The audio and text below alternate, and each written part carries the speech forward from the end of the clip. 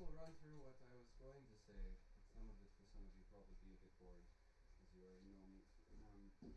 I pretty much break down my artistic practices into three different types of categories that are overlapping. First one, and probably the most important one for me, is I consider myself an improviser. I don't consider myself a composer. I prefer to work in open forms, spontaneous situations.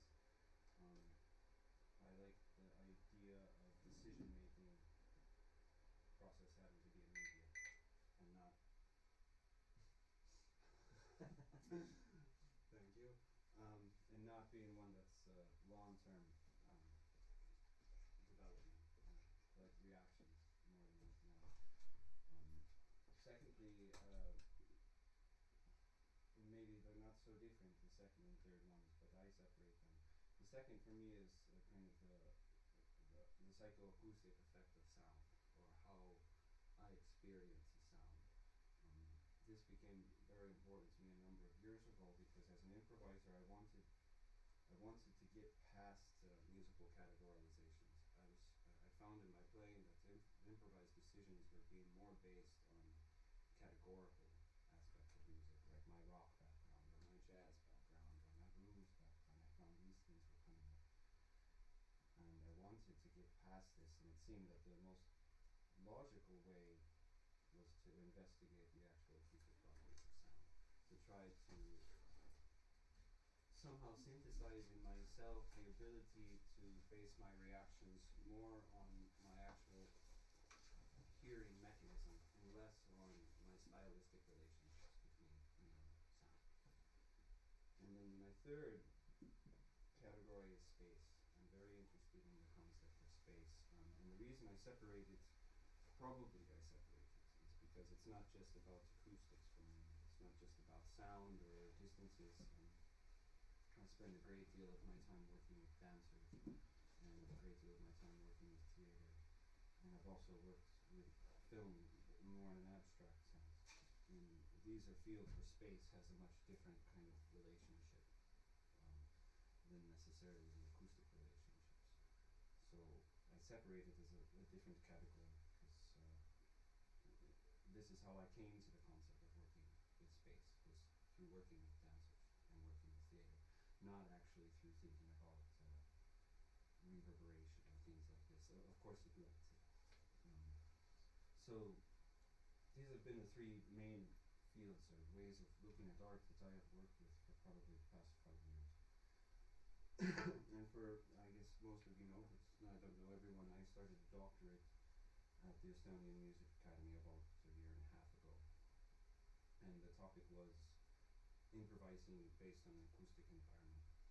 And what I wanted to research was exactly what I said earlier. I wanted to start to generate improvisational tactics inside of myself that reflected my acoustic environment.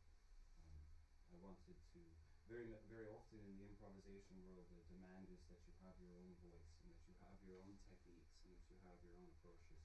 And I've always kind of personally thought that this was a bit bullshit, honestly. I kind of always thought that to do that is a composer's way of thinking. And to be an improviser should be more about dealing with the situation at hand, which means you have to develop skill sets to deal with the situation at hand. And so my research focuses on understanding an acoustic environment and being able to develop ways of reflecting upon it very quickly, so that I could hear quickly approximately what a reverberation time of the space might be, and then base aspects of my playing on this, so that I could hear maybe the standing wave function of the space, or that I could figure out the frequency response of the space. I didn't have any of these skill sets when I first started, and so my doctorate pertains to putting myself in situations that force me to deal with those aspects. So my first year of research, what I did was, and I will show you just as a quick video, my first year of research, what I did was I spent about a year researching one space that's an art gallery in Tallinn, and luckily they let me use this space. You will see shortly, but I'll just give a brief description. It's a very, very large space that has pillars throughout it that's separated into two rooms, and it has how would you say, vaulted ceilings. So it has very interesting kind of acoustics. Come on in. Maybe you can grab some more chairs for them.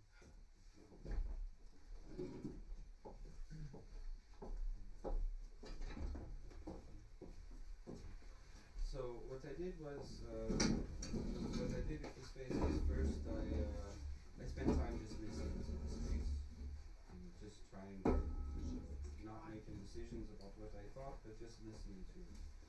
And then I spent a period of time documenting the acoustics, recording the acoustics.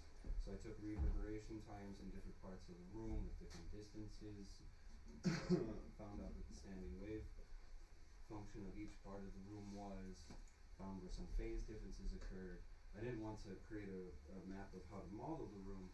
I wanted to find parts that were interesting to me, or that I found interesting, and find out what was acoustically going on.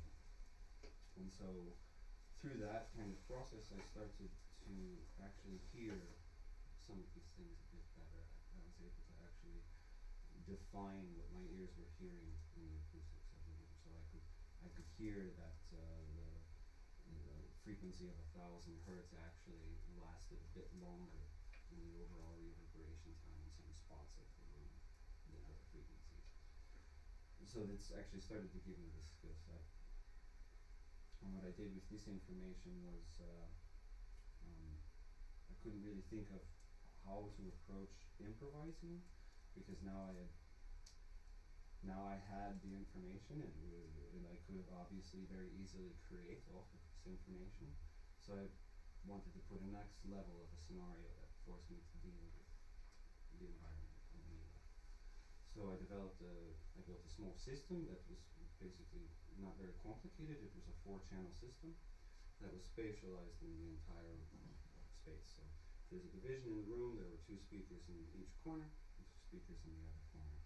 While I, as an improviser, was positioned more or less towards one angle of the room. And then I'm a guitar player, so I took my guitar signal, it ran to the 4 speakers. Each speaker received a different spectrum of my signal. So the higher frequencies went one place, lower frequencies went to another. And I also added a vector-based panning, not for the purposes that are normal, but so that actually the channels could morph in amplitude at different points in time. And then this was all automated to a specific microphone, that if certain resonance was achieved in that space, the diffusion landscape would change. Which this forced me to as an improviser, keep dealing with new ways that my sound would be diffused into the environment.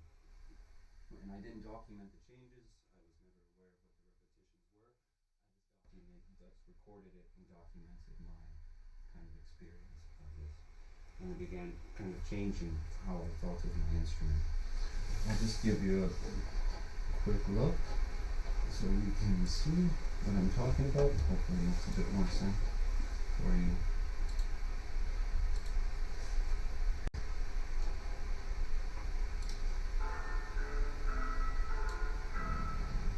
Not getting any audio.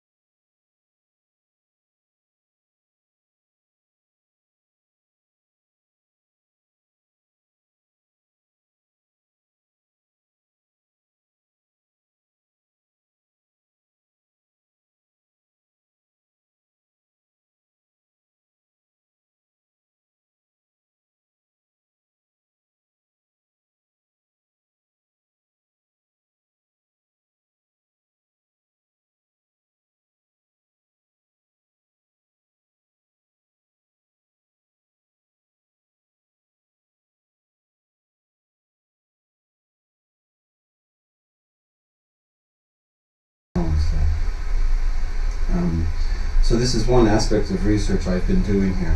The first time I came here, I guess, would have been 2.5 years ago, right? On your festival. Mm-hmm. And I didn't know anything about ambisonics, and my first approach to this room was actually to work with psychoacoustic error. Actually, I developed a project where I took different types of sine waves in one aspect, and then another aspect was small grains, and I put them in the sine waves. I detuned them, and then spatialized them in a certain way so that the beating effect would be panned around the room at different rates. This allowed kind of your ability to sometimes be able to tell where the sound was localized, but because of the difference in frequency and space, you could not sometimes tell where the sound was localized. And so I wanted to deal kind of with this concept of air, which had very little to do with ambisonics at the time. The second time I was here, I developed a project where I was trying to learn a bit more and actually work with ambisonics in an ambisonic way. And so I was working with a stereo mix of this pre-recorded stereo mix of it's actually a chant or a recording of a prison, African American prisoners working on building a train rail, and I wanted to transplant this recording into different spaces. And so I created different atmospheres and worked with different convolutions to allow myself to kind of translate this stereo recording into a new space. So for instance, if I remember correctly, at the beginning I tried to get the feeling of them existing in a field, and we were able to approach from a certain direction, synthesize the environment of wind, sounds of the sea, kind of some bird sounds, and then tried, actually at the time I was working purely with gain and not actually any sort of distance parametric ways of doing it, that you actually approached, that you felt as if you were walking into the stereo recording. And then I think another option was that I actually convoluted it and worked with amplifying early reflections to the point that actually it started to sound as if there were a canyon, and there was very, very many of them, and you couldn't actually tell where the sound was coming from. It just sounded like a wall of singing. This time when I came, I actually spent most of the time learning about how the system works. I spent very little time thinking about how to make anything, and luckily with Hans here, he said a few things that finally clicked in my brain about how to start thinking about the system differently. And because before, with the types of decoders, like everybody here more or less knows, I guess, but they're very much set up for a certain way of approaching ambisonics, which is not always the main way of dealing with the system. And so I spent a great deal of time researching, actually, working with ambisonic recordings, which are recordings taken from a B format microphone that records the z-axis, the x-axis, and the y-axis, so that you can get a full 360 image of a particular point in space. And this is the tool that I wanted to start to work with, actually, in a more artistic way, but also just to actually learn what is really going on with ambisonics, because before I didn't really know. I didn't have a very good concept about what was going on. So I spent a lot of time reading while I was here for 2 weeks. Probably the first week was spent reading and reading and and not so much work in the room, because I think sometimes it can be a bit unhealthy to start working with the tools, because you get lost so quickly without any knowledge. There's all these speakers, there's all these channels, there's a bunch of plugins that you kind of know how work, and you just get lost. So I kind of purposefully distanced myself from working with this space. Then once I started to actually be in here, I thought I just wanted to run experiments with myself, to be perfectly honest. I wanted to see if I could actually hear a z-axis. Could I actually pinpoint in the center of the room what parts of the signal were coming from different points in the room? And I wanted to see if I could actually hear it being morphed in some sort of way. So it was again research for me, more research for training my ears, to see if I can start to localize signals better in this particular environment, and less about concocting a type of composition. I did make a composition. I had many compositional ideas as I went along, as is normal. I think once you start to actually learn how to use your tools, you actually start to have ideas about what to do in a more concrete sense, and you actually have ability to do them. Well, almost. Ability to do them. So I did make one small composition that is not entirely accurate, I would say. But I think probably the best method is for us to listen to it, and then I will show you what I was attempting to do. Not everything works properly, but I can give a demonstration on what I was trying to have happen with the space.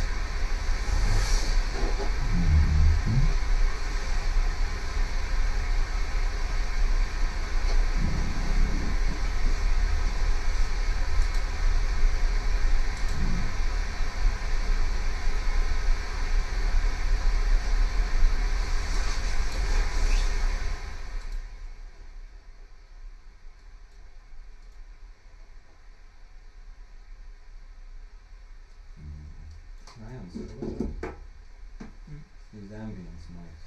Yeah.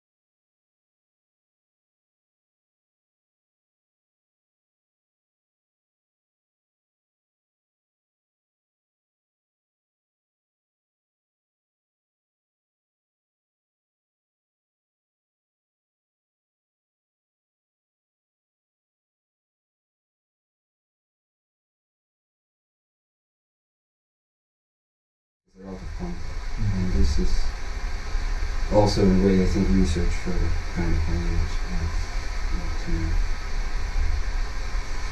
deal with types of sounds existing together that don't know. Would you like us to roll around in space while listening to this, or? No, I just no, not particularly. If you want to, I can play it again. You're welcome to.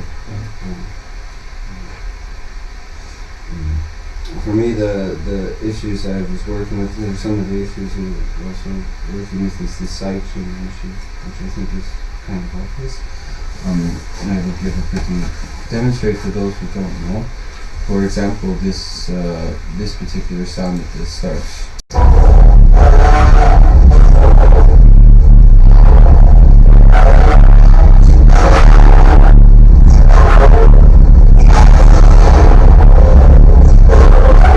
Here is actually all the channels except the second channel have been soloed out. And then, but they're soloed out actually after the, and so the first, very difficult to get this accurate though.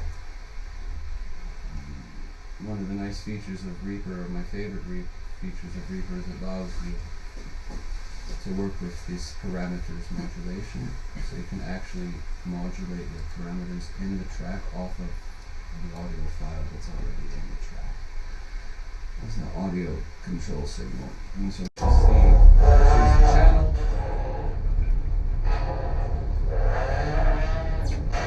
And then you have the typical controls, attack, release. You can control the window by minimum and maximum volume. And so you can actually start to control how much it modulates based on another signal or the signal itself. So this is what happens a lot here. In this particular piece, is attempting to actually move the space, remove the sound in the space based on some other type of parameter in the overall recording. So you can do very cool things with that, the better you get at it. So you can use one sound to push another sound out of the space. You can use one sound to rotate the axis of another particular recording. And so it allows you to move sounds in the space based on themselves, actually, which is quite an interesting way of working, I think, once you start to think about it in environmental terms, because it gets a lot closer to, at least for me, how I conceptualize sound. For me, it's much more interesting to think about how sounds interact in a space with each other, how they kind of dance with each other, and how they push each other around, or fight with each other, or what kind of physical reactions they might actually cause with each other, and to think about the space this way. That's kind of what I tried to do once I was understanding the system a bit better, and that's where my interest kind of is, at least in making empty songs. The other side of it for me, and I think it's different per person, is that so many of these things are so new in terms of how I listen to a space that I can listen to one sound for a very long time while trying to figure out what's going on with it and how it's moving in the space and how I'm localizing it in my hearing, and I have a lot of difficulty with that. So in some sense, I think that if I wanted to be a composer, it would be very simple compositions for a very long time, actually, that I wouldn't be able to be like very, very articulate about what I'm doing for a few years. It would take quite some time, I think, of working with this, to expect myself to be able to hear exactly what's going on in the space. And then even more so to present that to an audience in such a way that it's very, very accurate, that the normal person could start to actually perceive it. I think it's a very difficult thing to do, and it would take me quite some time to do. That's really all I have to say about the last 2 weeks. I'm welcome to entertain any questions or show specifically what goes on in each track, or talk about any of the other things I said. It's up to you now. Could you imagine other types of linking sounds together based on what you've described about the interest in the environment and the space? Sidechain of Reba is volume based, but other features that could be interesting to you either as a researcher or as an improviser? One of the ideas I wanted to try out that I had the other day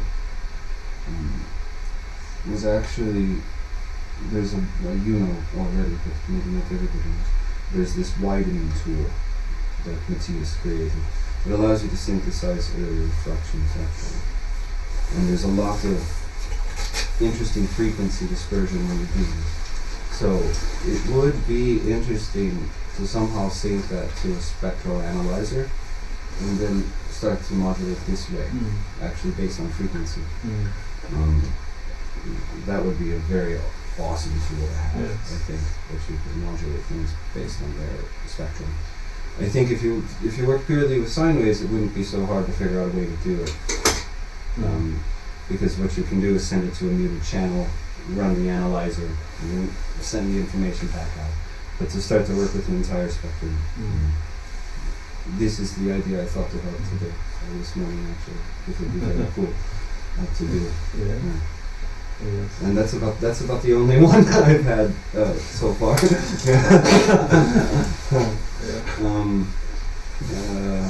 I like the idea of different axes controlling different axes, but right now I can only think about it in terms of its dynamic range. I think if you could take source signal, if you took, like, let's say you took your B format recording, but you also took the impulse of the space and analyze that, maybe some other ideas start to open up, because you can subtract aspects of the sound away from the original B format, and then maybe something opens up there. That's one possibility that could exist maybe. For sure, we could prepare analysis elsewhere, so to speak, and have them run on separate tracks and feed the science to. It would be an interesting, but I think we talked about this. I think that you really have to have you have to have the cure, first of all. But the second is that you have to kind of already walk into that situation. From the moment you decide to record, before you even hit, you already have to start to have a conception of what you're going to do with that particular sound, which for me, would probably be a bit difficult at this level of time. Or maybe not, I don't know. I had the idea, so it's possible to think of it that way.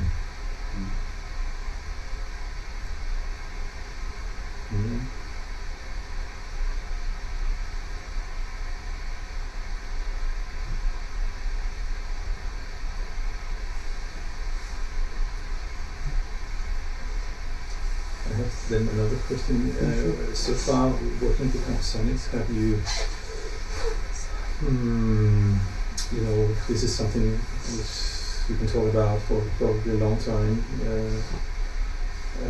also in relation to other software and other gear, but do you have a feeling of a certain coloration of the sound because of the episodic terminology, a certain aesthetic, so to speak, that is implicit, or maybe I think implicit? in some ways it's inevitably implicit. Yes. I don't know if I'm immediately aware of it.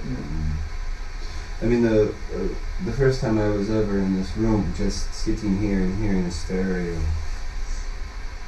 recording in this room was quite phenomenal, actually. Like, just to have yourself immersed in sound. And of course there's all sorts of issues with that, face problems and that. I would say if I have an aesthetic, I lean more towards the idea of composing space than I would in representing space. I don't know if I would understand the logic of trying to represent a space unless you got into more of a sound artwork or a sound installation work and left a bit of the composition work. Maybe there's more conceptual aspect of transplanting the sound to a different space. But my issue with that would be, this is an ambisonic room, and the pieces that I find interesting that do such things transplant the sound to a space that it interacts with the space so differently that you become aware of both spaces. Somehow I have an issue with this when thinking about ambisonics. I'm not saying there's not a way into that. There probably is, but for me, I don't think I would want to explore it in that angle. I would prefer to explore it in composing the space. Yes. What I was hinting at was a little bit, for example, also this very strong concept of a three-dimensional sound world, which is not necessarily how we hear it. No, yes. If this is what you mean, yeah. I have very big issues with that, to be honest, because it's in this particular recording I work with, this Matthias also has this option that you're allowed to take the sound and push it a little bit farther down to this axis. Just the whole recording you can actually take, and just if there's a little bit too much up top, you can actually push the whole thing down. And if I actually suited my taste for listening, and I was trying to be honest, I ended up pushing a great deal of the sound down. There was very little up. But I put it back because it's ambisonics. and this I do have a problem with, honestly. I'm a little bit, I feel strange when I hear so much sound so directly over my head, because it's very rare. Psychoacoustically, there's a reason for this part of our head, and there's a reason the nose goes out and the sound hits the top of the head and certain things get blocked out and go to the ears, and it's a reason actually why our entire head is constructed the way it is constructed, and it's to benefit how we perceive our environment. Ambisonics is actually not quite, I feel like it's not very honest, but I'm not the best operator of it, so I don't know if people would agree with me on this. But somehow I feel there's an unnaturalness to having this amount of decibel range above the head, and that to try to compensate for elevation. I think it's an interesting point of observation that you have here. But even if it's scientifically correct or not, it's not really the point. I think it's how you conceive it. Yes. But I think it's fun to mess with it, actually. And for me, I don't look at it as maybe ambisonic guys would be very angry. But I just don't look at it as I don't. No, I don't mean you. No, I don't mean that. No. I mean that I don't. For me, this is it's more like a synthesis tool. Yes. I think of it as a synthesis tool. I understand. And that's I could never. Probably because most of my work pertains to real environments. I'm working on improvisation this way, but I've done a number of sound art and sound installations, and when I think of sound, I think about the real placement of sound, and if I think about that sound being transported to other places, it's much more conceptual to me than thinking about sound fields. So for me, it will never, ever be that type of. It's always synthetic to me. I think it will always be synthetic to me, no matter how much control I might gain. I think the second you start to record, it's synthetic. Yes. You're creating a moment in time, and so it is a synthetic situation. That indirectly also answered the other question about the inherent aesthetic of the thing. In a sense. Yeah, if that's what you were looking for, you got it. Yes.